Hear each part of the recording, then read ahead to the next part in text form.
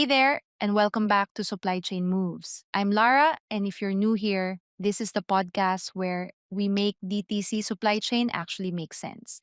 I've spent 17 years in this world, from enterprise to DTC, and my job is to translate the stuff that's quietly costing you money into language you can actually use. Today, we're getting tactical, really tactical.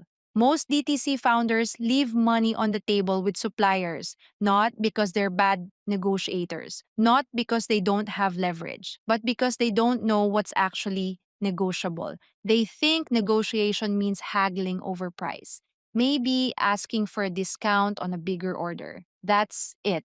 But price is just one of at least seven things you can negotiate. And honestly, it's often not even the most valuable one. So today I'm breaking down all seven negotiable items, giving you the exact scripts and frameworks that work and explaining the psychology of supplier negotiations from the factory's perspective. By the end of this episode, you'll have a complete playbook you can use immediately. Let's get into it. Before we get into the seven items, I need to explain why most founders approach supplier negotiations completely wrong. Here's the pattern I see over and over. A founder needs to place an order. They get a quote. They think that seems high, or I should try to get a discount. So they send an email saying something like, "Can you do any better on price?" The supplier comes back with maybe 2 or 3% off. The founder accepts it. Done? That's not negotiation, that's asking for a favor and hoping they say yes. Real negotiation starts before you ever ask for anything. It starts with understanding what you actually need, what's valuable to you, what's valuable to them, and where there's room to create a deal that works for both sides. Here's what I mean. Price is the most obvious thing to negotiate, but it's also the hardest for suppliers to move on. Their margins are often tighter than you think. When you push hard on price with nothing else on the table, you're basically asking them to make less money. That's a zero sum game. Someone wins, someone loses. But there are other items where suppliers have more flexibility. Items where saying yes costs them less. Items where they might actually benefit too. When you understand all seven negotiable items, you can craft deals that get you more value without squeezing your supplier so hard they resent you or cut corners on quality. That's the mindset shift. Negotiation isn't about winning, it's about finding the combination of terms that works best for your business while still being a deal your supplier wants to say yes to. Okay? Let's go through all seven.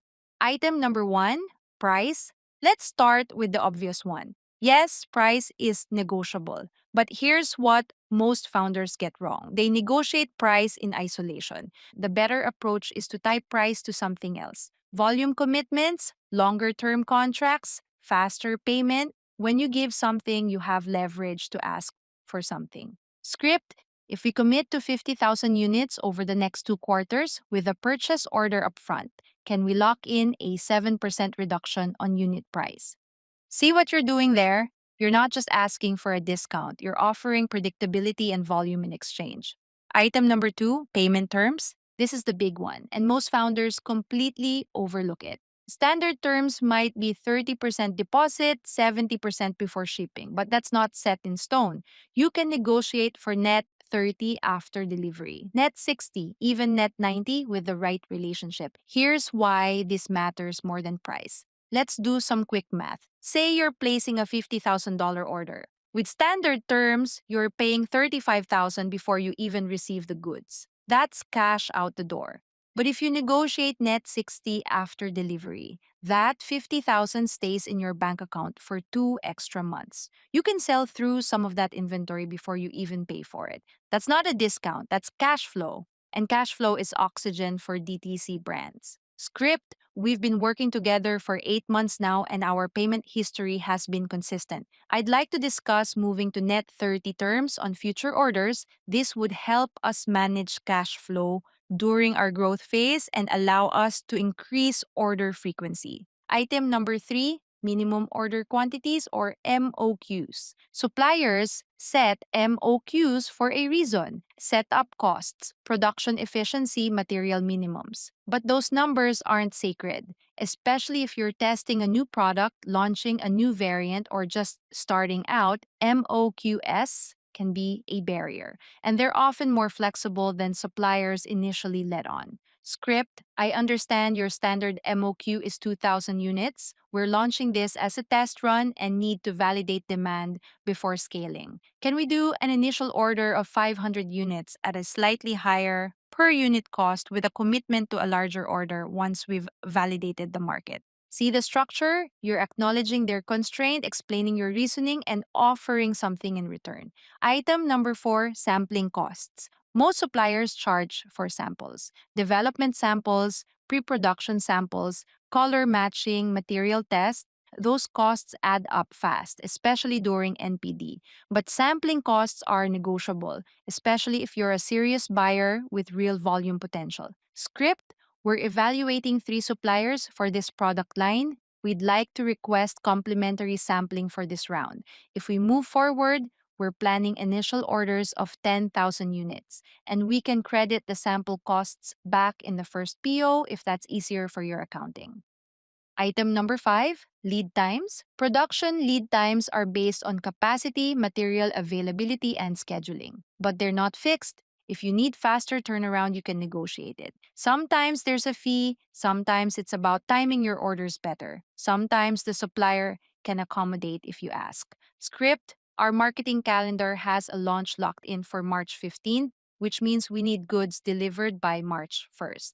Your standard lead time would put us a week late. Is there any way to prioritize this order? We're flexible on air versus sea shipping, and I'm open to discussing what would make expedited production work for you. Item number six, quality thresholds and inspection terms.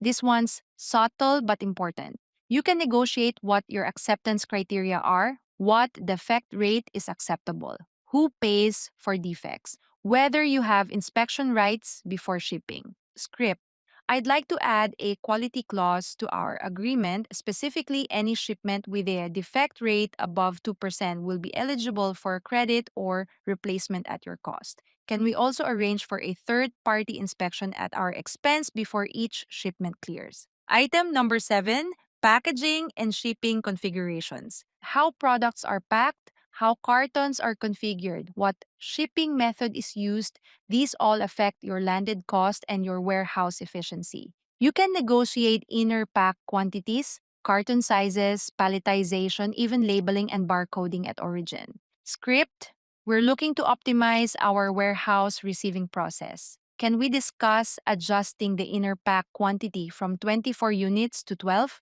And I'd like to get a quote for including UPC barcodes on each unit at origin rather than US relabeling at our warehouse. That's seven items: price, payment terms, MOQS, sampling, lead times, quality thresholds, and packaging. Most founders only negotiate one of these. Now you know you can negotiate all of them. All right, quick break to tell you about something I've been building that I think you'll really like. If you're enjoying this podcast, I'm putting out even more content on YouTube. It's the Supply Chain Lara channel, and it's where I go deeper on exactly this kind of stuff, but in a visual format. We're talking breakdowns of real supplier conversations, whiteboard sessions on negotiation frameworks, walkthroughs of the actual spreadsheets and templates I use with brands. The stuff that's hard to explain in audio but makes so much sense when you can see it. Like, I just put out a video breaking down how to read a supplier quote and find the hidden costs. Another one walks through the exact email sequence I use when I'm opening a negotiation. Stuff you can pause, screenshot, and use the same day. And here's the thing, I'm building this channel for DTC founders who want to actually understand their supply chain, not just outsource it and hope for the best. So the content is made for you. Clear, practical, no fluff. Hit subscribe so you don't miss new videos. We're putting out new content weekly, links in the show notes, or just search Supply Chain Lara on YouTube. Okay? Back to negotiation. Now you know what's negotiable, but how you ask matters just as much as what you ask for. Here are five principles for framing your asks in a way that gets yes without damaging the relationship. Principle one, lead with relationship, not demands. Suppliers are people. They remember how you made them feel. Starting a negotiation with, I need you to lower your price, puts them on defense immediately. Instead, start by acknowledging the relationship. We've really valued working with you this past year. As we plan for growth, I wanted to discuss a few things that would help us scale together. Same ask, completely different tone. Principle 2: explain your why. Suppliers are more likely to say yes when they understand your reasoning. I need better payment terms is a demand. We're in a growth phase and managing cash carefully, so payment timing really matters for us right now is context. Context creates empathy. Empathy creates flexibility. Principle 3: offer something in return. Every ask should come with something you're willing to give. Volume commitment, contract length, faster payment on other terms, referrals, testimonials. Even if what you're offering isn't huge, the gesture matters. It signals that you see this as a partnership, not an extraction. Principle 4: make it easy to say yes. Don't ask for everything at once. Don't send a laundry list of demands. Prioritize what matters most and lead with that. If you overwhelm your supplier with asks, they'll either say no to everything or cherry pick the easiest ones. Neither is what you want. Principle 5: give them time and space. Don't demand immediate answers. Say, take some time to think about this and let me know what's possible. This lets them consult with their team, run numbers, and come back with a real answer instead of a defensive no. These 5 principles apply to every negotiation. They're the difference between founders who get what they want and founders who burn relationships trying. Now, let's flip the script for a minute. I want you to understand what's happening on the other side of these conversations. When you send a negotiation request, here's what your supplier is thinking. First, is this customer worth accommodating? And they're looking at your history, your volume, your payment track record, your growth potential. If you're a priority account, they'll work hard to find a way to say yes. If you're not, they'll give you the standard answer. And this is why everything we talked about in earlier episodes matters. Your ranking with that supplier determines how much flexibility they're willing to show. Second, what does this cost me? Suppliers are running their own margins. When you ask for a price reduction, they're calculating what this actually means to their bottom line. Sometimes they can't move on price because they're already at the floor. But payment terms, that might be easier. MOQ flexibility, maybe. Packaging changes, possibly no cost at all. Understanding their constraints helps you ask for things they can actually say yes to. Third, is this a one-time ask or a pattern? Suppliers watch for patterns. A founder who negotiates hard once is fine. A founder who negotiates hard every single order, who always wants more, who treats every conversation as a battle. That's exhausting. And suppliers quietly deprioritize exhausting customers. Pick your moments. Don't negotiate everything every time. Save the bigger asks for when they matter. Fourth, does this customer make my life easier or harder? Suppliers value low maintenance customers. If you're organized, clear, responsive, and respectful, they want to keep you happy. They'll find ways to accommodate. If you're chaotic, demanding, and difficult, they'll give you the bare minimum. Your reputation in the relationship is leverage. Use it wisely. Not every negotiation needs to go 5 rounds. Sometimes the first offer is fair. Sometimes pushing harder will cost you more than you gain. Here's how to know when to push and when to accept. Push when you have data that supports your ask. If you know market rates, if you have competitive quotes, if you can show them why your ask is reasonable, you have leverage. Use it. Push when the relationship is strong. A supplier who values you will stretch to accommodate you. A supplier who's lukewarm will just say no. Push when the stakes are high. If this negotiation affects your margins significantly, if it changes your cash flow materially, it's worth the effort and potential friction. Accept when the offer is already fair. Sometimes suppliers lead with reasonable terms. Pushing for the sake of pushing wastes everyone's time and signals that you're difficult. Accept when you're new to the relationship. Early in a partnership, you're building trust. Going hard on negotiations before you've proven yourself as a customer can backfire. Accept when the juice isn't worth the squeeze. If you're fighting over 2% on a small order, ask yourself if the friction is worth it. Sometimes it's smarter to take the deal and revisit on a bigger order later. Good negotiators know when to push. Great negotiators also know when to accept gracefully. Before I wrap up, I want to hit the finance angle because this is where most founders leave money on the table. Before you negotiate anything, you should know exactly what it's worth to your business. Here's what I mean. Let's say you're deciding whether to push for a 5% price discount or net 60 payment terms. Which is more valuable? Most founders would say the discount. It's tangible, it's easy to understand. But let's run the numbers. A 5% discount on a $50,000 order saves you $2,500. Nice. But net 60 terms on that same order means you have $50,000 in your bank account for 2 extra months. If you're using that cash to fund marketing that generates a 3x return, those 2 months of float could be worth way more than 2,500.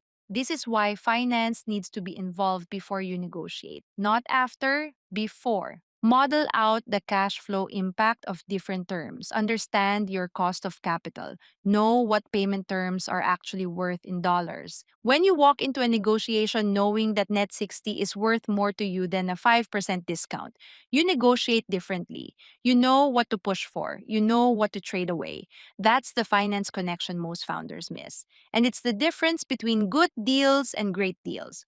Let's wrap up.